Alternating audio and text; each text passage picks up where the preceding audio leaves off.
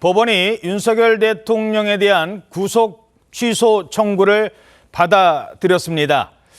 윤 대통령 아마 오늘 중으로 한남동 관저로 돌아갈 것 같다, 이런 전망도 나오고 있습니다.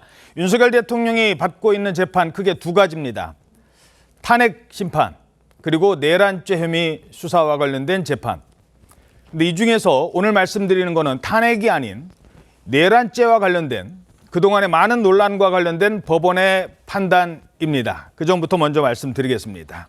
내란죄, 처음부터 말들이 많았습니다. 과연 공수처가 수사할 권한이 있는 거냐 없는 거냐, 여기에 대한 법원의 판단이 나왔습니다. 물론 앞으로도 해석할 여지는 있습니다. 더 중요한 건 윤석열 대통령이 앞으로 불구속 상태에서 재판을 받고 탄핵 심판에 임할지, 이 여기에 대한 여부입니다. 지금부터 전해드리겠습니다. 자, 먼저 사회부 취재기자 연결하겠습니다. 이재준 기자. 자, 법원이 윤 대통령 구속을 취소했다고요? 네, 서울중앙지방법원 형사 25부 지귀현 부장판사는 윤석열 대통령의 구속 취소 청구에 대해서 오늘 오후에 인용 결정을 내렸습니다.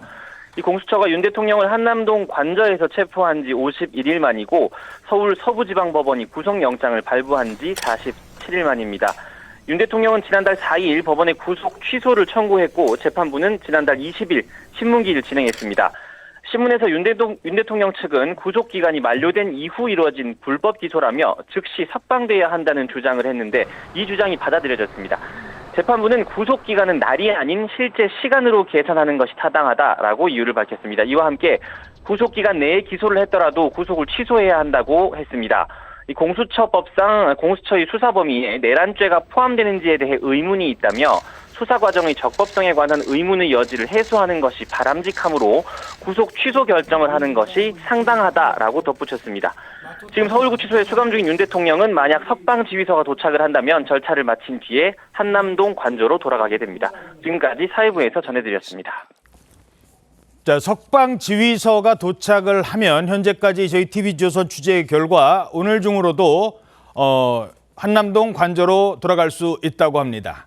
자, 그동안 구속 기소된 윤석열 대통령 12.12 계엄과 관련해 윤석열 대통령에 대한 12.3 계엄령에 대한 이번 구속이 만약에 이제 석방이 돼서 다시 재판을 받게 된다면 앞으로 어떻게 될 건가에 대한 겁니다. 이 정치권이 일단 요동치고 있습니다.